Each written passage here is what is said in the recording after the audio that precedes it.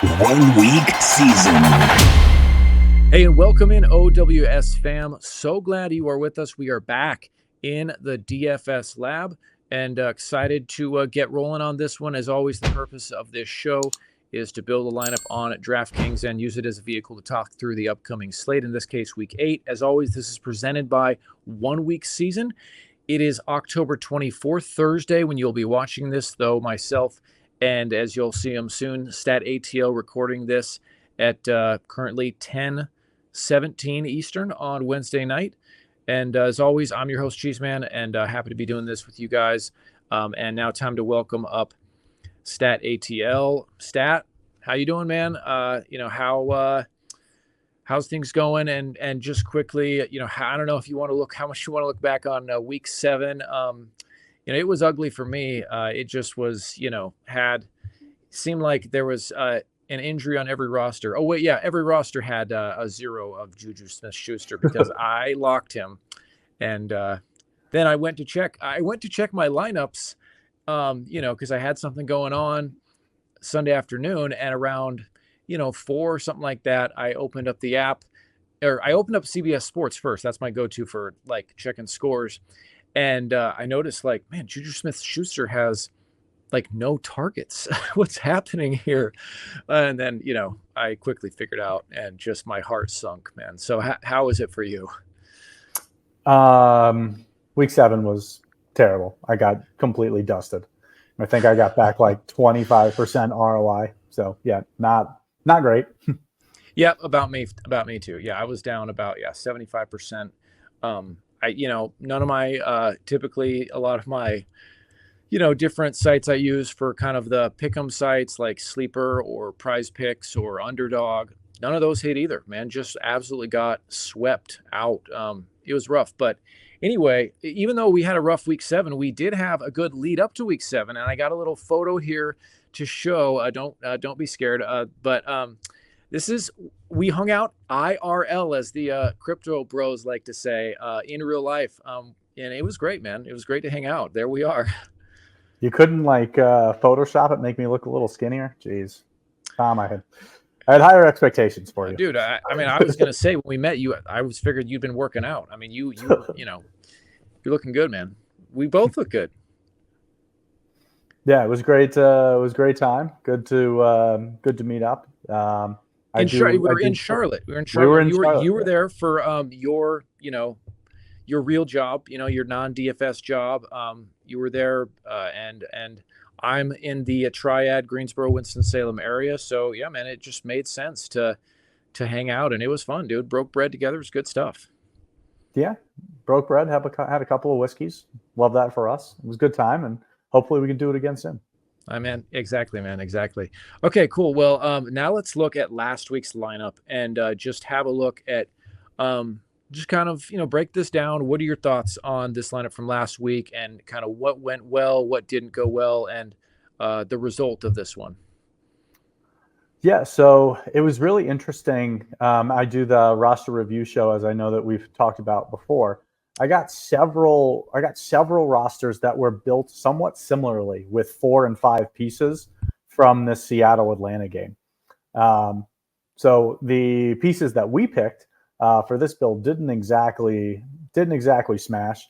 We got a very low result from Tyler Algier. I think Jackson Smith-Njigba had 5 or less points. But some of the other lineups that I saw, I think one of the ones I reviewed on stream was like a 3rd place roster in a tournament that was like a Geno, Metcalf, London, Bijan, and like Tyler Lockett stack. So basically, same exact kind of construction that we have, just a little cheaper at the second wide receiver from JSN to Lockett, and then spent a little bit more on running back to go up from Algier to Bijan. And obviously had a couple of other pieces that were a little different than ours here, but kind of a similar start. So I did like this start. I think it's Zandamir who likes to say directionally accurate. So right. I did like that. I think the roster didn't do great. Dalton Schultz, I think only had 3 points. Giants defense, I think, only had 4. I think this roster, Tony Pollard, I'm not even sure, had 10 points. I think this roster only scored like 98 points. Yep. And, Texans passing game as a whole absolutely failed, which, playing against Green Bay, that wasn't necessarily what you expected. I had a lot of Tank Dell and he had 0. So, I'm not even mad about that. I'm almost impressed, how a 0 for Tank Dell. Did not expect that to happen. And still 4 out of 7, 4 single entries for us. So, we'll take our L and move on. So let's kind of look at week 8. And like we always do, just, quick back and forth here. I'll give you kind of a game that I like. And then, obviously you tell me who you like as we get into the lineup building process. So, yeah, man, obviously this week it's just, I know this isn't the direction we're going to go with this build, but I know that, talking a little bit, both myself and you see the potential in, and as everyone does, in Jameis Winston this week. He's going to be cheap at 5,200. Everyone remembers the way that he played back when he was with Tampa Bay, which, as I'm thinking about it in real time, that was with Bruce Arians as the head coach, Tampa Bay, a very kind of progressive, forward-thinking offensive head coach. But still, at 5,200, Jameis has got mad talent. He can certainly, throw 4 interceptions in a game. That's possible, but it's going to be tough to get away from him, at least on some lineups for that. But another game that I do like is, and by the way, the Dolphins also. That just, man, there's just so many spots this week where DraftKings, for as sharp as they've been with pricing, they did not really react to the potential of Tua coming back for the Dolphins. And so now you have Tyreek Hill and Jalen Waddle sitting there at the prices that they were when they had the backups throwing to them. So those spots, just going to be hard to get away from those. And then you also have a lot of the stud QBs on the slate. So I'll just kind of leave it at that and throw it to you and get your thoughts as we get into the lineup building. Yeah, there are a lot of good spots, and I think one of the biggest differences that people are going to notice this week is that we're going from 10 game slate to a 13 game slate, and we have a lot of obviously a lot of injuries so far this season, but in terms of players who are active, we have a lot of the studs on this slate. The Monday night game is the Giants and the Steelers. I think it's like a 36-point total, so not a ton of fantasy goodness lost there. Obviously, you're losing the Cowboys and the 49ers, I think, are the Sunday night football game. And Vikings, Rams Thursday night are, some fantasy relevant players, but you basically have everybody else. So a lot of good games to choose from. A lot of teams with high point totals between, the Ravens, the Lions, Texans, Packers, Bengals. You got a bunch of teams, the Bills, Broncos, even Chiefs. I think you've got 7 or 8 teams with a 25-point team total. So, a lot of options to choose from. And I think one of the big kind of takeaways that you'll have to kind of adjust your thinking coming out of last week, where like 170, 180 points, like ship the Millie Maker, like you're probably going to need 230, 240 this week with pricing a little softer, with 26 teams on the slate. Correlation is going to be a little less important unless you're playing kind of those smaller field tournaments, as always. But if you're playing those 10,000, 20,000, 100,000 entrant tourneys, like you're going to have to be pretty close to the nuts. And the nuts this week is probably going to be 230, 240 points. Yeah, absolutely, man. Just even as you're talking about correlation, it just is a reminder just to check out your lineup review video, top right-hand corner, as you always kind of go over the importance of that. Now, it's a great high-level look. Let me pull up DraftKings here. And, you always like to target like a single entry here. Do you want to go with like the mid-level or the bigger $50 single entry for this week's build stat? Yeah, I generally like to target that like 5,000 or so entrant tournament. I think the last 2 or 3 weeks it's been around 4,500 entrants. Well, What's that one called? I always actually forget, and I always just end up searching for these things. But let me just go in, just in the entry fee, just go like $50 to $100, and you'll have. There we go. Yeah, I mean, okay. Yeah, the red zones. There you are. Red zone. That one's fine. Cool. Yeah, 4,600, 4,500 entrants. Yeah, that's typically one that I play every week. I like how you always say, and especially just even when you were talking about like this is a 13-game slate. I just think even internally, like I'm like, oh my word, there's so many spots. I'm already overwhelmed. You know, you almost start to feel like you need to spread yourself really thin in order to capture all the different spots that could go off. And really in single entry, I like how you always point this out. You don't need the nuts to win a tournament like this. You do if you're entering the millie, like you absolutely do. But in this, you don't have to like have a perfect lineup. You can have a good player pool, and obviously you still have to have a good lineup to win. But it's not the same level of pressure as it would be as trying to hit the nuts. Yeah, and I think that's something that a lot of DFS players struggle with is just a little bit of that FOMO. Like you're not going to be able to cover every, if you've got 7 or 8 games that you really like on the 13-game slate, which is, let's say you like half the games and that's 6 or 7, you're still not going to be able to account for all of those games on every roster that you build. So, it's just kind of, as I like to say, kind of picking a lane and going 100 miles an hour, just having conviction that this is the right play on this lineup, and not worry about who you're not able to play. Absolutely. Cool, man. Well, excuse me. Where do you want to start with this build? So I think usually we start with a stack, and we are obviously, maybe not obviously, but we're always going to stack on the lineups that I build in these single entry contests.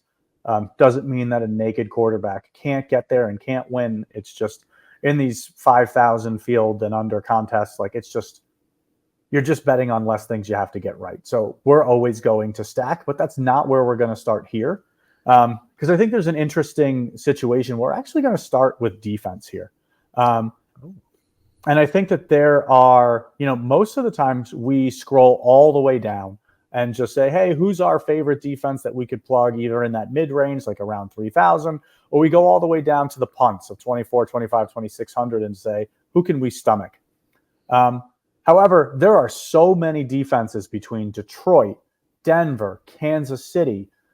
You can make a case for the Ravens, the Chargers, that are just in really good spots here. The Packers, going against turnover-prone quarterbacks. You could make a case for the Bills at 3,000 going against a very pass-happy Geno Smith. I think leads the league in pass attempts. So, that's what you're looking for on defense. Is those opportunities for, 4 turnovers, 4 interceptions. And that's generally what turns into fantasy scoring. So obviously there are some really great spots that stand out. I think that Denver at home, getting Carolina, who's going back to the first overall pick last year, whose name is escaping me. Bryce Young. Yeah. Couldn't think of it either. So thank you for the assist there. I think that's going to be super chalk. But something when I was doing my research today that I came across that I think is going to be something that I focus a lot of my lineups around is the Chiefs D playing Vegas. So something that I noticed in doing my research this week, just kind of in my first look on Tuesday, was that every team that has played Vegas this year has either had their best or their second best score on defense for the season. So targeting, DSTs against Vegas has proved to be a very profitable way of going. I think 5 out of the 7 teams had like 12 or more points. And so from a defense, if you're telling me I could get 12 points, I'm not going to say I'm going to lock them because, again, there's 26 defenses on this slate, and I think there's a strong possibility you're going to get 18 to 20 or more from one of the defenses, just kind of how the math works. But I think you've got a strong possibility of that being the Chiefs. So I'd love to lock in Kansas City D here. Love it, man. And great research there. That is interesting, and I certainly would not have assumed that on the face of it. But Kansas City, a chance to, an aggressive defense. If they put up their best defensive score of the season, and let's see what their best is. So they put up, pretty consistent. 6, 7, 8. They have a game of 11, and so yeah, if you get 12 to 15, I mean, getting a good defensive score, you almost always have a defensive score of 15 plus in a tournament winning lineup. That's something that obviously we don't spend a lot of time talking about because it's so variant, but you basically need your defense to smash in order to, because one defense is going to smash on the slate. And, if you don't have that in your lineup, it's going to be tough to find your way to the top. Yeah, I mean, a defense here at the 3K range is just like playing a low 3K wide receiver or a low 3K tight end. Like ideally you're looking for 15, 18, 20 points out of that salary because someone is going to get that out of that position. So that's kind of what we're looking for on the Chiefs. And I think let's kind of double down on that bet. If the Chiefs are having a really strong game, they get out to a lead, they'll probably be spending more time running the ball. And we've got Kareem Hunt coming off of 28 and 24 touches the last 2 weeks. So I'd love to pencil in Kareem Hunt here. I think that's where we want to go and just kind of double down on this bet. Fantastic, man. Awesome. So we got our defense running back stack in. So where do you want to go next on this build? Yeah, so I think let's go with our stack here. And one of the games that really stood out to me, I think a play that's going to get completely overlooked just because he's coming off his worst game of his career last week. I think CJ Stroud threw for under 100 yards last week. But I'm going right back to him. I love that it's a little bit of a condensed target tree here with Nico Collins out. And so I think a very common way to build around CJ Stroud is going to play either Tank Dell or Stephon Diggs, or maybe even both of them in this lineup. However, we're not going to do either of them here. I want to fill our tight end position, and let's do that with Dalton Schultz. He's I think he's 4,100. Yeah, 4,100. And then I want to kind of lean into kind of another weakness of Indy being the ground game. And I want to kind of go quarterback one, running back one here with a pass catcher with Dalton Schultz. And I want to roster Joe Mixon on this build. I think Mixon he's played 4 games this season and he's got close to 28, 29, 30 points in 3 out of the 4 games. So I like this. I like this approach, and I feel like with Indy, this is a situation where I don't necessarily need a run back. Ideally, you would want to target, Michael Pittman or Josh Downs, and Josh Downs has been a guy that I'm so high on. But in more of my research over the past couple weeks, like Josh Downs doesn't have more than 6 fantasy points in any game that Anthony Richardson has started. So I know that's a small sample size. We're only talking, I think, 5 or 6 games. But like it's just not the right spot for him. He does so much better with Flacco. So I think until that changes a bit, I'm going to go no run back here, and we'll just go a double stack with CJ Stroud, Joe Mixon, and Dalton Schultz.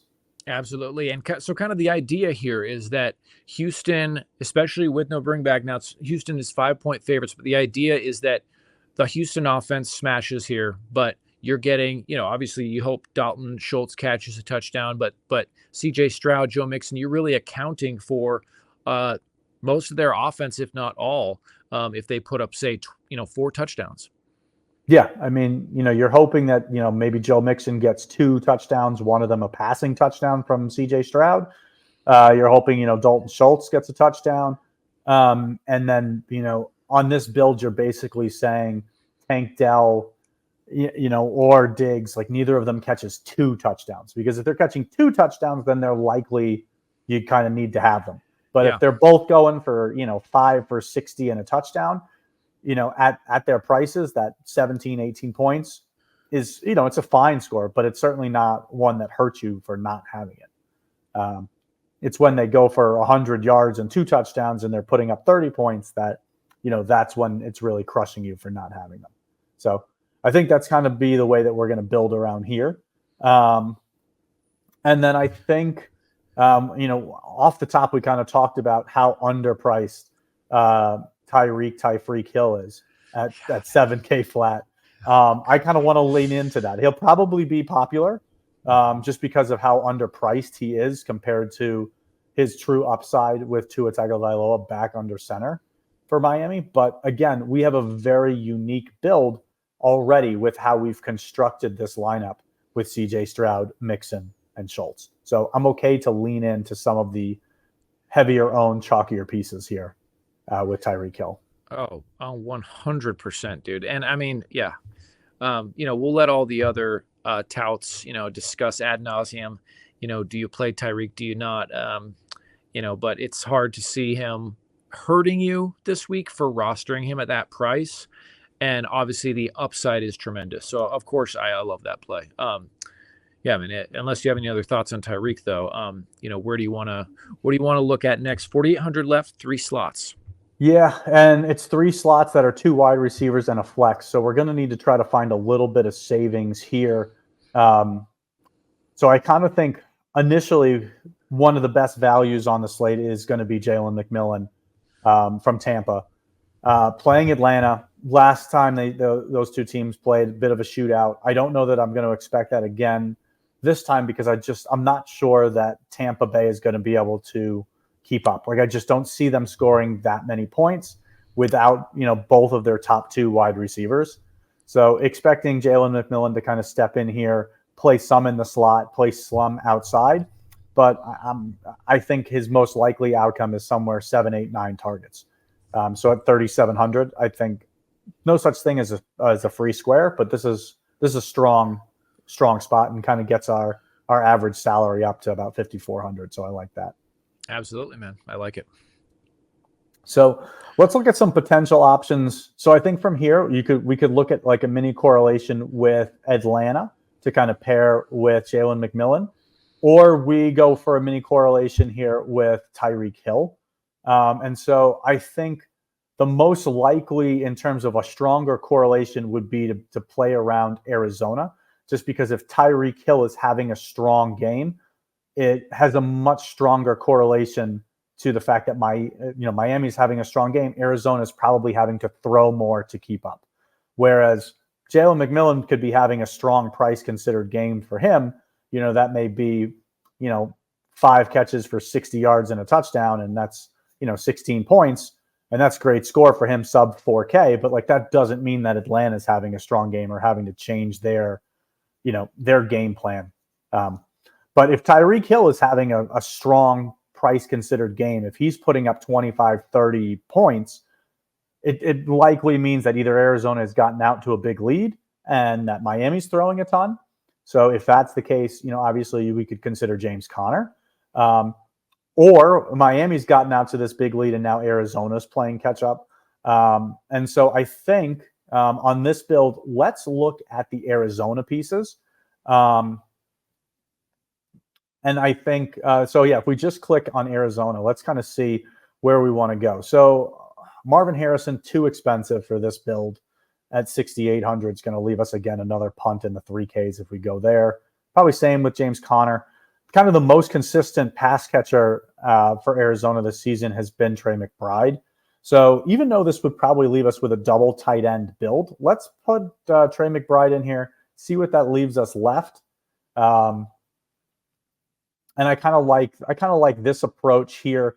I'm not generally a big fan of double tight ends, but these are both kind of mid-tier or higher range. We're not punting at tight end, guys that are heavily involved in the offense. And so I do like this build. And then we look at 5,200 left at wide receiver. Kind of a couple ways we could probably go. Some of the big news today actually was around the Chiefs acquiring a Tennessee wide receiver. Did you see that news, Cheese? Yes, definitely relevant with DeAndre Hopkins headed to the Chiefs. So given that, you know, are you looking at Ridley here, or is that the direction you want to go? Yeah, I think that's a really solid spot here for a one-off to go Calvin Ridley. You know, obviously he's going to be the only game in town in terms of wide receivers for the Titans going forward. Detroit has given up big games to wide receivers almost every single week. They've allowed a fantasy tournament worthy type score. I think almost every week they've given up an 18, 20 pointer to almost every team. So it's, 5,200. If we get 20 points out of Calvin Ridley this week, we're obviously happy with that. So I think we pencil in Ridley here as kind of a one-off. And between him and McMillan, we've kind of got correlation everywhere else. And I think I'm happy with how this turned out. Absolutely love it, man. And just for those of you who may be listening on the pod, this completes the lineup. So I'll just list it off. You got CJ Stroud at quarterback and paired with Dalton Schultz and Joe Mixon. The other running back is Kareem Hunt. He is paired with the Chiefs defense. And then you got Tyreek Hill and the mini correlation with him and Trey McBride. So you got double tight end there in the flex, and then closing it out with Jalen McMillan and Calvin Ridley. Stat, great stuff as always. Any final thoughts on this one? Nope. Hoping to see more OWS pennants at top of leaderboards again here in week 8, and looking forward to finding some time to get another whiskey with you, my friend. Same to you. And again, listening on the pod, if you weren't able to see the picture, but me and Stat last Thursday night, I met up in Charlotte, and had a bourbon. It was good stuff. So Stat, it was great to hang out, and great to be on the show with you. Good luck this weekend, and we'll catch you next time.